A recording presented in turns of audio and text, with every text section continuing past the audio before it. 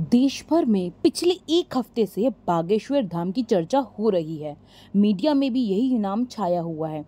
बागेश्वर धाम के धीरेंद्र शास्त्री के चमत्कार के बारे में लोग जानना चाह रहे हैं। आज हम इसी पर बात करेंगे कि क्या और कैसा है बागेश्वर धाम, आखिर क्यों यहाँ के बाबा इतने पॉपुलर हुए हैं। छतरपुर से खजुराहो की ओर 4 लेन रास्ते पर करीब 15 किलोमीटर चलने पर ही बाएं हाथ पर एक रास्ता कटता है जो गड़ा गांव की ओर जाता है।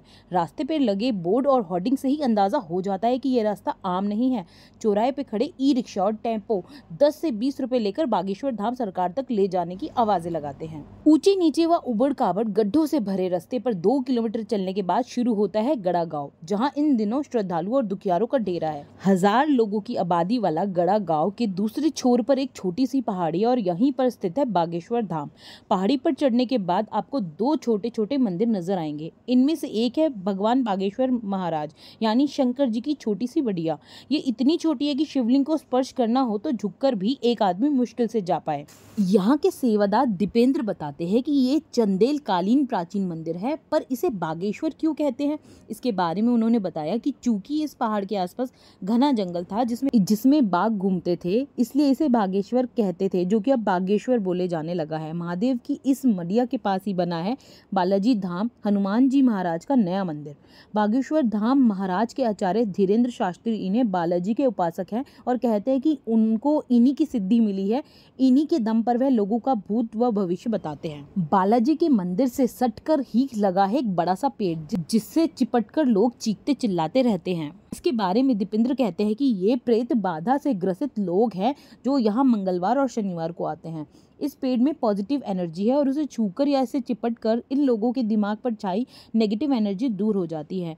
यहीं हमें कुछ लोग ऐसे भी दिखे जिनको जंजीर से बांध गया था और वे जमीन पर लौट गए थे। इन 3 जगहों के आसपास बैरिकेड लगाए गए हैं और दिलचस्प ये है कि मंदिर से दूरी बनाने के लिए लगाए गए बैरिकेड पर भी काले, लाल और पीले रंग की पोटलियां बंधी हुई है। इन 2 छोटे छोटे मंदिरों के दर्शन कर नीचे उतरते हैं तो वहीं पर बना है आचार्य धीरेंद्र शास्त्री का वो स्थान जहां वे रहते हैं और जनता से मिलते हैं। पहाड़ी के ठीक नीचे ये 2 मंजिला इमारत गांव की पंचायत का सामुदायिक भवन है, जिसमें धीरेंद्र ने लोगों की सहूलियत के लिए ठिकाना बना लिया है। इस परिसर में एक तरफ से लोग आते हैं और दूसरी तरफ से दर्शन करके निकलते हैं। जिन्हें मिलना होता है उससे धीरेंद्र शास्त्री टोकन व्यवस्था की मदद से समय देकर मिलते भी हैं। आने वाले लोगों की समस्या सुनने के बाद उनको पेशी पर बुलाते हैं। पेशी का मतलब कोर्ट कचहरी नहीं, बल्कि सामने पहाड़ी पर बने मंदिर में 5 या 10 बार आना होता है। अर्जी लगाने के बाद यहाँ पेशी होती है। लोगों को भरोसा है कि पेशी और बालाजी के दर्शन के बाद सब दुख दूर हो जाएंगे। धीरेंद्र महाराज जहाँ पर बैठते हैं वहीं पीछे की तरफ उनके दादा सन्यासी बाबा के बैठने का स्थान है।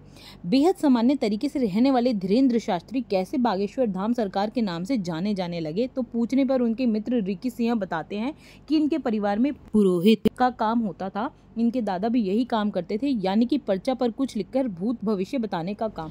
रही सही कसर कोरोना काल और सोशल मीडिया के प्रचार ने पूरी तरह कर दी थी। लोगों ने घर बैठे खूब कथा सुनी, लाइव प्रसारण देखा और यूट्यूब ने उन्हें देश भर से पहुंचा दिया।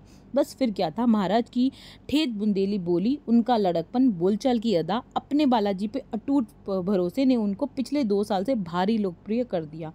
हर मंगलवार और शनिवार को गड़ा गांव में मेला लगता है, प्रसारण करता है। धीरेंद्र मानते हैं कि जो वो चमत्कार करते हैं वे बस हनुमान जी की कृपा है।